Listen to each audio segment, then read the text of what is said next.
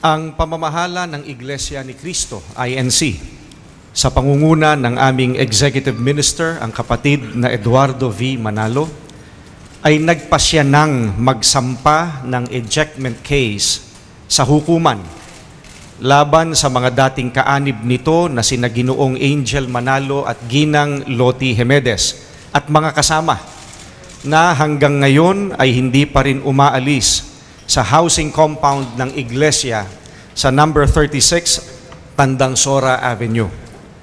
Nais naming bigyang diin na ang buong compound sa number 36 Tandangsora ay pagmamay-ari ng Iglesia ni Cristo.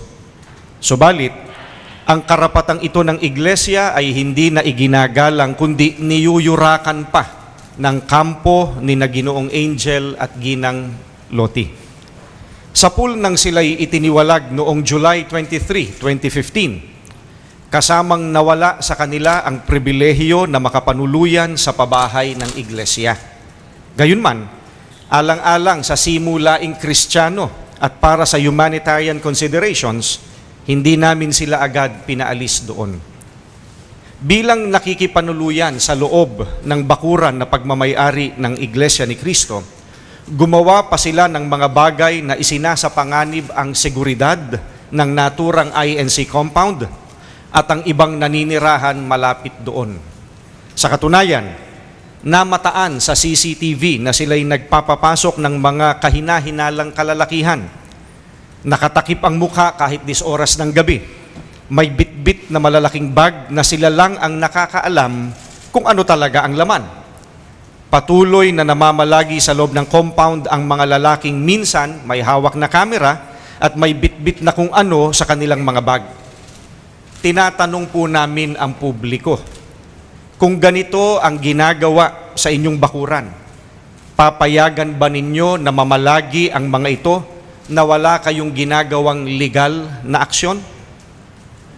Dahil dito, nagsampa ang Iglesia ni Cristo ng injunction case sa korte laban sa kanila noong Setyembre 21, 2015. Naintindihan ng hukuman ang pangangailangan ng seguridad, kaya sila mismo ang nag-atas na maglagay ng security ang Iglesia ni Cristo doon for monitoring purposes.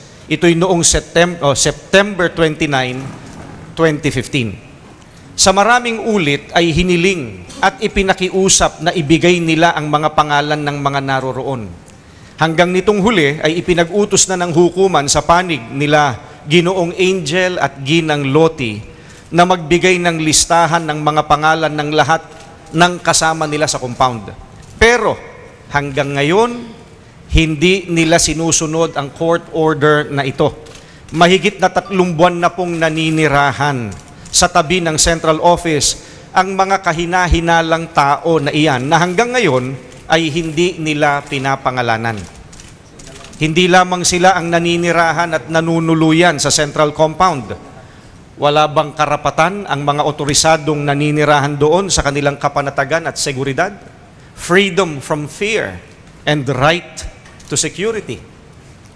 Isang gabi noong Nobyembre 2015, may isang lalaki ang inilabas ni Ginoong Angel at mga kasama na nalaman na lamang po namin na patay na kinaumagahan. Hanggang ngayon ay malabo pa rin kung ano po ang nangyari. At ang sisi ay gusto pa nilang ibaling sa iglesia.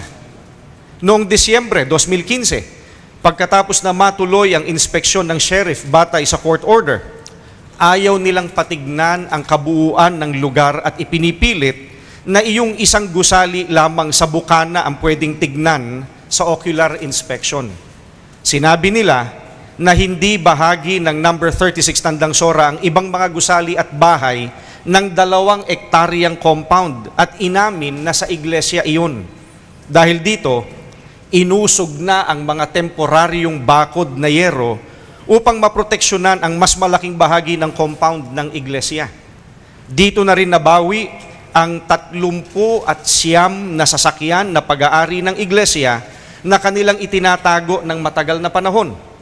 Mayroon pang hinahanap na mahigit na 20 pang sasakyan na nakapangalan sa iglesia. Ayaw nilang magbayad ng konsumo nila sa kuryente At gusto pa nilang ang iglesia pa rin ang magbayad nito para sa kanila.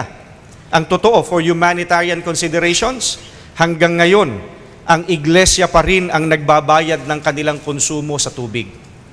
Nitong mga nakaraang araw, ang mga kasamahan nila sa loob ay inaaway, sinasaktan, pinagsasalitaan ng masama at minumura ang mga security guards sa compound ng iglesia. Lahat ng mga ito ay nakapagdulot ng pagkaalarma sa mga kapatid sa iglesia. Lalong nakararami sa mga kapatid ay nakadarama ng pangamba para sa seguridad, hindi lamang ng central office ng iglesia, kundi lalo na sa buhay ng aming pinakamamahal na tagapamahalang pangkalahatan, ang kapatid na Eduardo V. Manalo.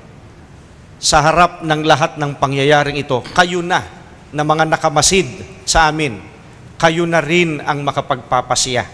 Tama bang akusahan ng paglabag sa karapatang pantao ang liderato ng Iglesia ni Cristo? Sa kabila nito, hindi lamang sila patuloy na gumagawa ng malisyosong paninira, kundi nagpa-file ng kung ano-anong kaso. Sukdulan na ang kanilang mga paninira at pagsisinungaling sa media sa layuning siraan ng iglesia, lalo na ang kasalukuyang pamamahala. Kaya ngayon, gagawin na ng iglesia ang hakbang na marapat alinsunod sa itinatadhana ng batas. Yan po ang aming statement.